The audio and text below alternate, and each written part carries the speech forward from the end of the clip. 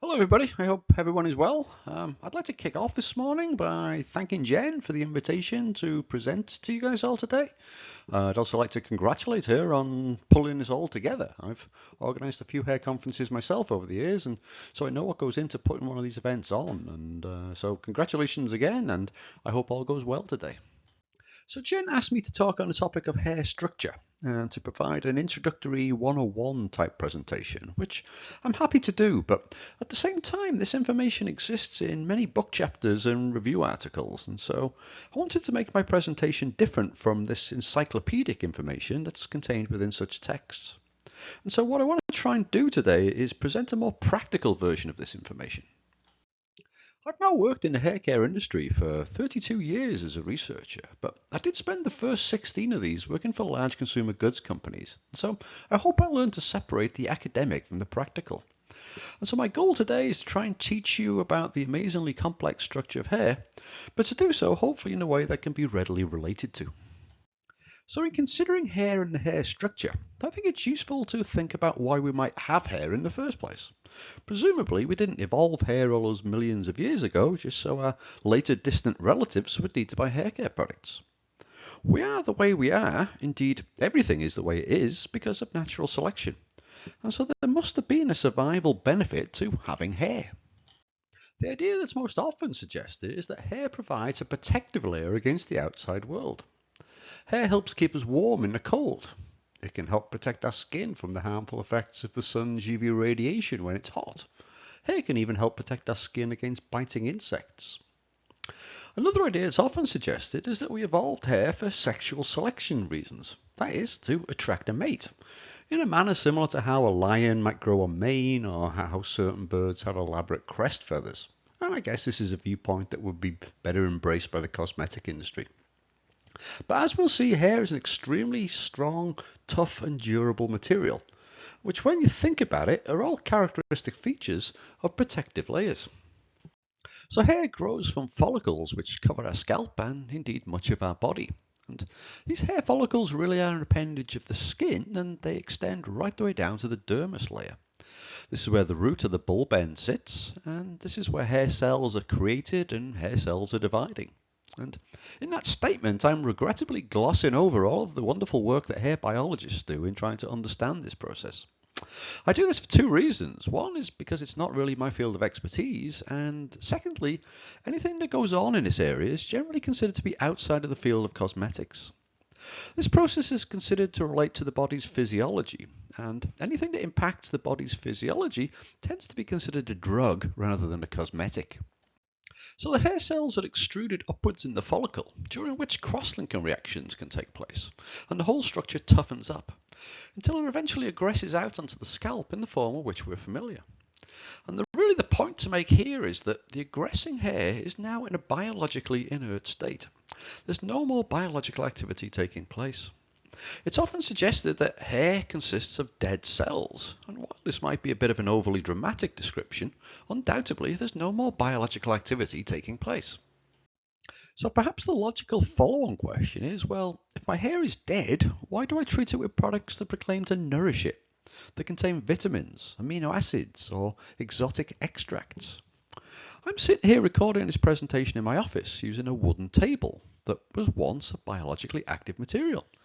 Each year a tree grows a new cambium layer just below its bark, whereby the previous year's layer becomes inert and becomes another growth ring.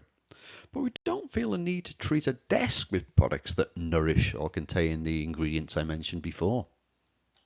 And so this is the nature of the hair care world, where in a chicken and egg type scenario, either marketers began promoting such propositions and ingredients in a way to tell stories to make products more appealing, or consumers demanded them.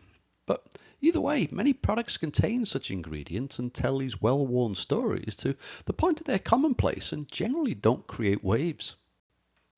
Clearly, hair comes in a bewildering variety of sizes, shapes, and colors, which all contribute to the well-established industry concept of hair type. It's as if my hair looks different, feels different, and acts different from that person's hair, so it must be made of different stuff and therefore needs different products, which has a modicum of truth to it, but which often gets extrapolated to the extremes. So there's a tendency to try and pigeonhole hair based on various characteristics such as ethnicity, age, colour, curl type, length, damage level, and so forth. And if we take all of this literally, then there would be thousands of hair types, and the hair care aisles in a supermarket would need to expand substantially.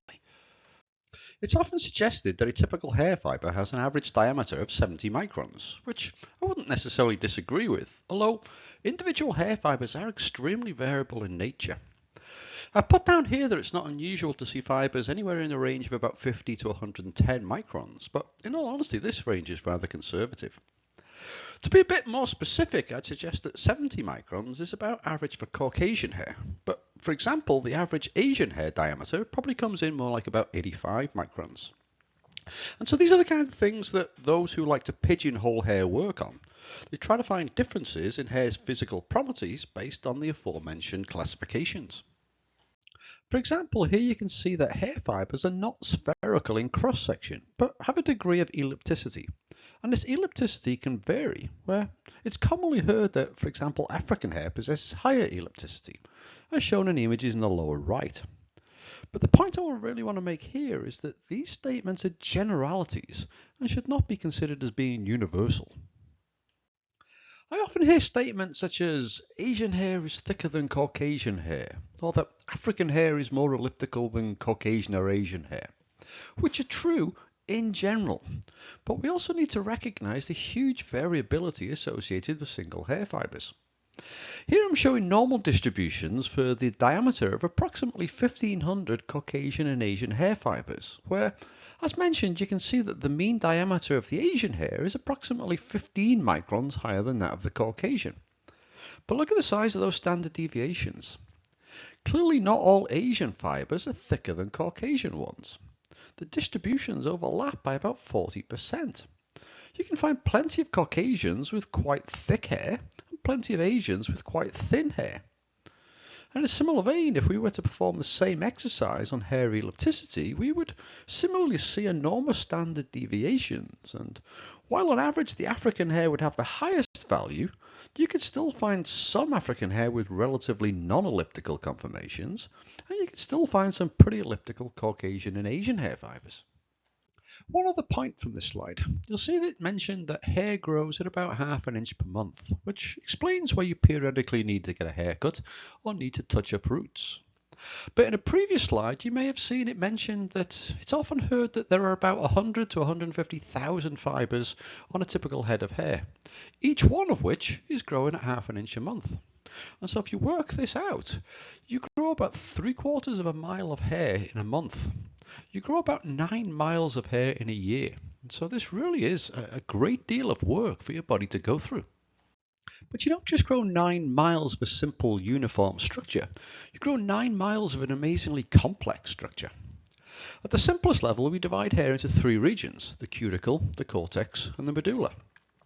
We've traditionally thought of the medulla as being akin to hollow space running down the centre of the hair length. And going back to why we might have hair in the first place, it can be seen how a hollow centre would increase its insulating capability. And so we generally haven't ascribed much cosmetic significance to it. However, in more recent years, it's been discovered that the medulla contains a high lipid content, and this perhaps is leading to a bit of a rethink of its significance. The outer surface of hair is termed the cuticle and consists of overlapping tile-like structures. A good analogy here are the tiles on the roof of your house. These tiles are very hard and tough and provide a thin but nonetheless very durable outer protective layer for, in this case, the more vulnerable inner cortex structure. But there's also further substructure, where the cortex itself consists of elongated cortical cells, termed macrofibrils in this image, and these too have further substructure, being made up of still smaller microfibrils. So here's a cartoon that is commonly used to show the amazingly complex structure of hair. We begin with crystalline alpha helical protein chains, which wrap themselves together to form what's called a left-handed coiled rope. These wrap together to form what I just called a microfibril, but which are often termed intermediate filaments.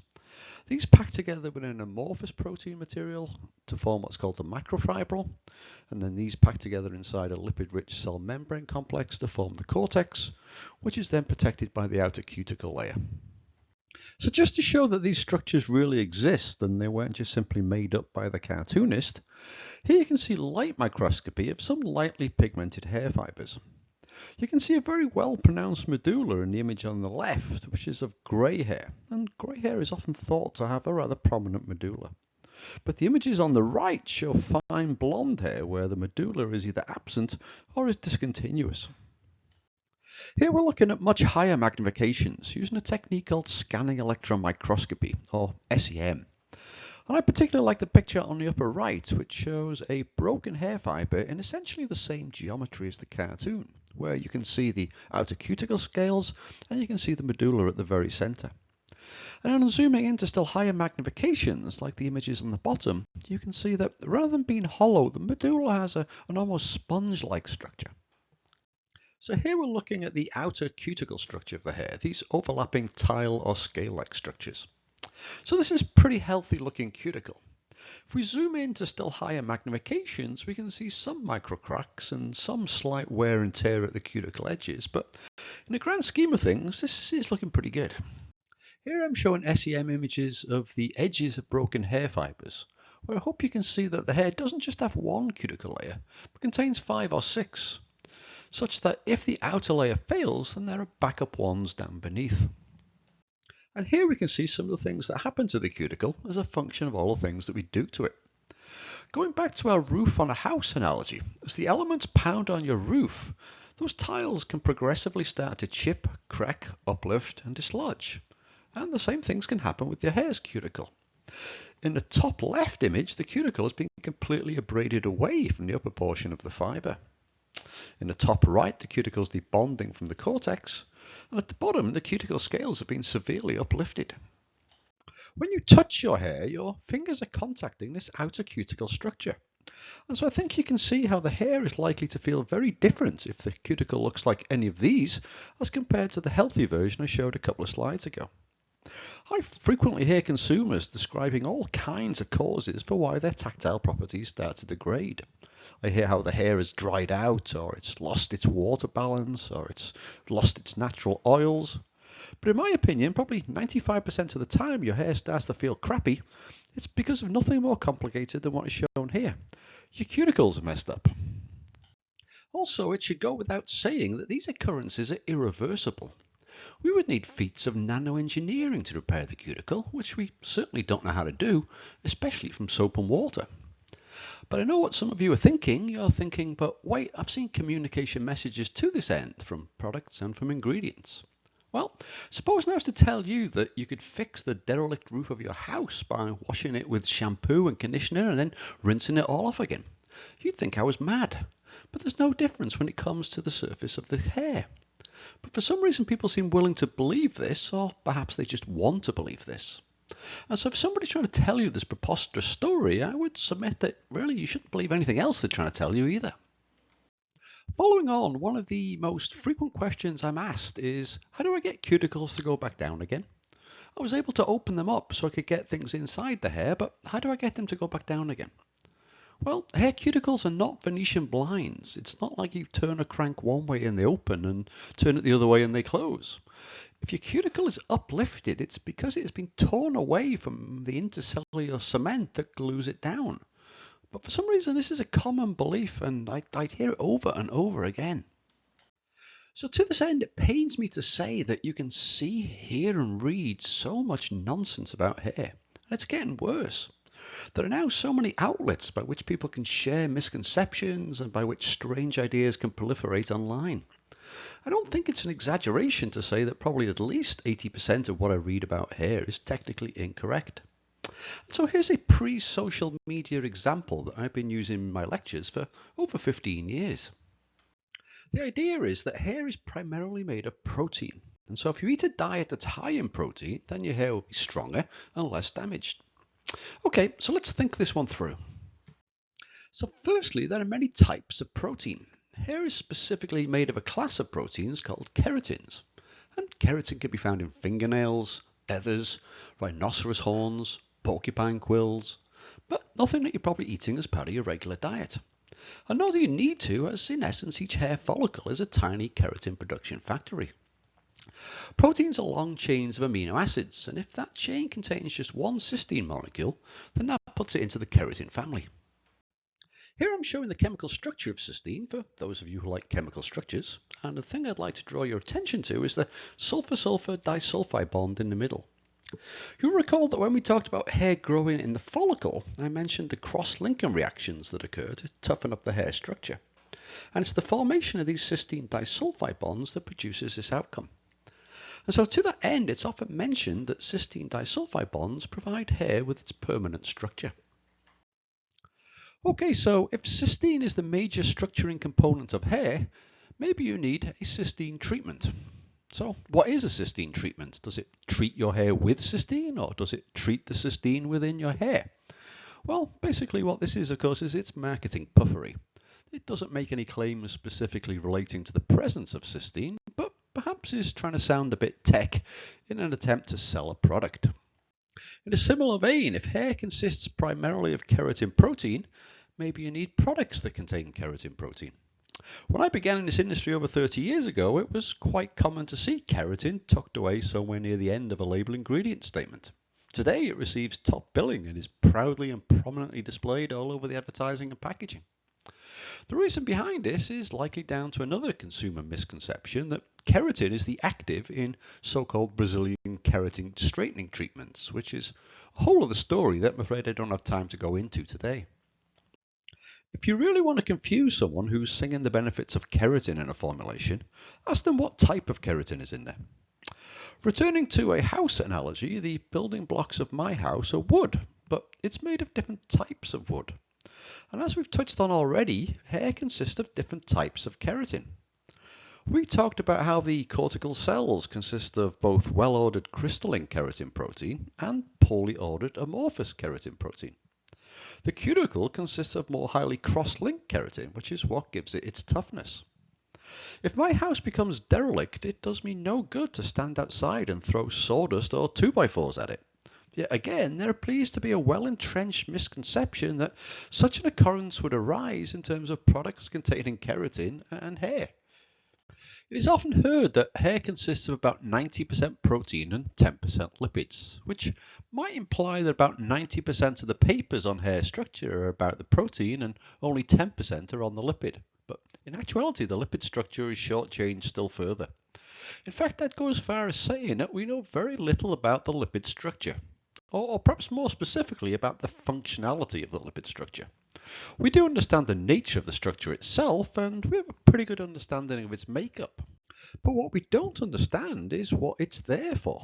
It doesn't play any role in any of the models for hair's mechanical properties, or indeed any other property.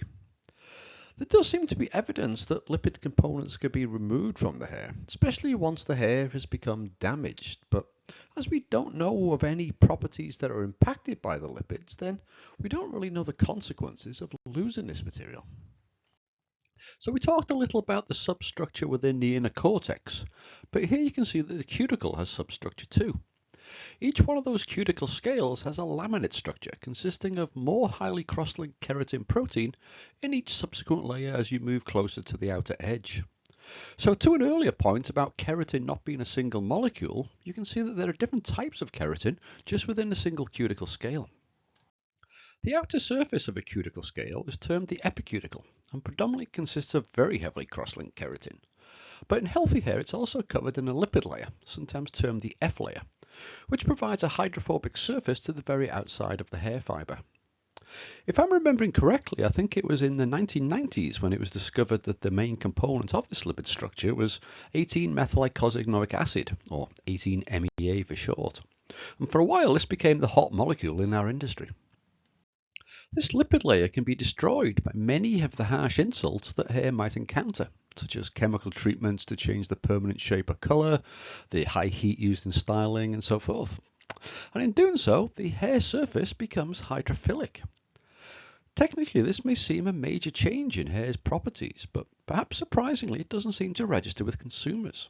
Perhaps because conventional conditioner products temporarily deposit a coating with many of the same properties. And with conditioner usage being so commonplace in everyday maintenance routines, then this negative seems to be effectively masked. I have one more point to make from this schematic, and that's on the pathway of materials into hair. As mentioned earlier, it most definitely is not that cuticles open up to let stuff in and then close again to keep them there. It's thought that penetration is through the least heavily cross-linked endocuticle region of the cuticle scale.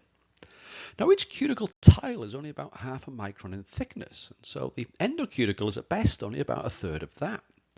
So I think you can see that this pathway is pretty narrow, which is worth bearing in mind when you hear stories of ingredients readily penetrating into hair to produce a benefit. The cuticle is a protective layer, and it really wouldn't be doing its job if it let things in willy-nilly. So to summarize to date, hair is an amazingly complex bio-composite. Material scientists have figured out that if you want to make something strong and tough, you don't make it out of a single phase, you encompass multiple phases, which we term composites. But Mother Nature figured this out a long time ago and uses this idea in so many natural fibers, whether it be hair, wool, cotton, spider silk, and so forth. But it gets more complicated again. It's been suggested that we should consider water an integral part of hair structure due to the huge effect it has on its properties. Water acts as a plasticizer in hair where its presence lowers mechanical properties. Think about tugging on a wet hair fibre versus a dry one, where it takes much less force to snap a wet hair fibre. And water also causes hair fibres to swell, which can lead to a rougher feel. I'm often asked what is the water content of healthy hair, but hair does not have a water content. The water content is a dynamically changing variable based on the relative humidity of the surrounding environment. And this relationship is given by what is termed the hair water adsorption isotherm, as shown in the lower left. By means of example, in the peak of summer here in New Jersey where I am, the outdoor relative humidity can easily be 80%, wherein from this isotherm it can be seen that hair will be trying to equilibrate with an approximate 17% water content. But indoors in a peak of winter, the relative humidity may be as low as 15%, where the water content of hair is now only about 5%. So your hair's water content will be changing constantly as you go about your day and encounter different humidity conditions. And as we've just discussed, these changes in water content will be also causing changes to the dimensions and the mechanical properties of the hair. For these reasons, it's not surprising that when we hear consumers worrying about their hair drying out, that we take this language so literally. But in actuality, it's very difficult to alter the shape of the hair water absorption isotherm. And so the hair science community has come to recognize that such consumer perceptions are actually driven by tactile properties and not the actual technical water content. But that's another presentation all in itself, which we'll save for another day. But in summary, your hair does not really dry out, and conventional products also do nothing to really impact the natural water content. Let's talk briefly about a couple of aspects of hair appearance. Natural hair color is produced by the presence of melanin pigment granules within the cortex. The more melanin your hair contains, the darker the color is going to be. But at the same time, your hair contains two different types of melanin, eumenelin and pheomenelin. And everybody has these in somewhat different proportions, wherein higher concentrations of pheomenelin contribute a reddish coloration. The shape of individual hair fibers is largely thought to be dictated by the manner with which they grow out of the follicle. The most convincing evidence for this came from research in Bruno Bernard's lab at L'Oreal, where they biopsied hair from the scalp of different people and then looked at these in cross-section. They found that straight hair grew out of straight follicles and curly hair grew out of curved follicles. Moreover, straight hair grew from a symmetrical bulb, while curly hair grew from an unsymmetrical bulb, as hopefully you can see in the lower images shown here. So hopefully I've been able to suitably introduce you to the wonderfully complex structure of hair. Except this structure is under constant bombardment from the moment it aggresses out onto the scalp as a result of all of the things we do to it. We wash it using concentrated surfactant solutions. We subject it to abrasion and fatiguing during grooming. We expose it to very high temperatures during heat styling. We subject it to chemical treatments in an effort to change the appearance. We swim in chlorinated swimming pools, which, when you think about it, are really just dilute bleach solutions. And we expose it to the harmful effects of the sun's UV radiation. And we describe all of these changes that may result using the all-encompassing word of damage. I am frequently asked to measure how damaged the hair sample might be, but I hope you can see how that's not straightforward. The complex structure can break down in a myriad of different ways and as a result of a myriad of different insults. The outer cuticle might break down as a result of grooming, but with no effect on the inner cortex structure. Or the cortex might be degraded by heat or chemical treatments, but with no immediate major impact on the cuticle. Maybe the alpha helical protein is degraded, the amorphous protein is altered, the lipid structure is weakened, the cuticle becomes worn, the F layer is lost. Damage could mean 101 different things and could be caused by 101 different insults. So it becomes a very non-specific and nebulous term that really could mean just about anything. And so at the same time, if it could mean just about anything, it also ends up meaning just about nothing. The reason for trying to measure a degree of hair damage is commonly to subsequently tell a story about hair protection or hair repair. But I think you can see that if damage is a nebulous term that could mean anything and therefore nothing, then so are these two terms also. It perhaps should go without saying that traditional daily use hair care products don't physically repair the hair structure in any way. They're soap and water doesn't repair anything. But what soap and water can do is mask the effects of hair damage. If your cuticle is breaking down and your hair is feeling crappy, well, we can't physically repair the cuticle, but conditioners deposit an aesthetically pleasing lubricating layer on the surface that greatly improves the feel and the manageability. And with the symptoms removed, the consumer perception is one of repair. We can measure how hair's tensile strength is compromised as a result of various insults, which break down those strength-supporting cysteine disulfide bonds that we talked about, and subsequently lead to a higher tendency for breakage. But we can't physically build new disulfide bonds. This would require reactive chemistry, which causes all sorts of regulatory concerns. But the surface lubrication provided by conditioners hugely curtails the abrasion and fatiguing that arises during grooming and leads to a dramatic reduction in broken hair fibers, as can be demonstrated by what we call a repeated grooming experiment. So again, the symptom is removed and the consumer perception is that the hair has been repaired or strengthened. Of course, there are those that will tell you that their products or ingredients actually do these things, and there have been in the past, but if true, these would represent the holy grails of the hair care world, and as for me, I will revert to the old science adage that extraordinary conclusions require extraordinary evidence. I have not yet been convinced, actually not even remotely so, and I would encourage all of you to hunt down and scrutinize the evidence to make your own conclusions rather than just blindly believing. I'm about out of time, so let me wrap up with a quick summary slide. I hope I was able to show that your hair possesses a bewilderingly complex bio-composite structure which gives it its remarkable strength and durability. I don't think we ever give this a second thought when we go about washing it or grooming it, but do me a favour and every now and then ponder on what an amazing evolutionary advancement that you're dealing with. Hair comes in a wide variety of sizes, shapes and colours, which dictate both differences in appearance and properties. As mentioned, it's often presumed that if one person's hair looks, acts and feels different to another, that it must be made of different stuff. But I would argue that many hair properties can be explained in terms of these three simple parameters. Nothing more complicated is required. The intrinsic properties of hair can be hugely altered by all the things we do to it. We subject hair to all manner of insults which cumulatively break down the structure and affect tactile properties, manageability, the tendency for breakage, and so forth. So while there are some who like to try and pigeonhole hair based on intrinsic properties, I would argue that insult effects far outweigh and far outride any such intrinsic differences. And finally, conventional daily use products do a great job of what they're supposed to do. The job of a shampoo is to clean hair, which most will do spectacularly well.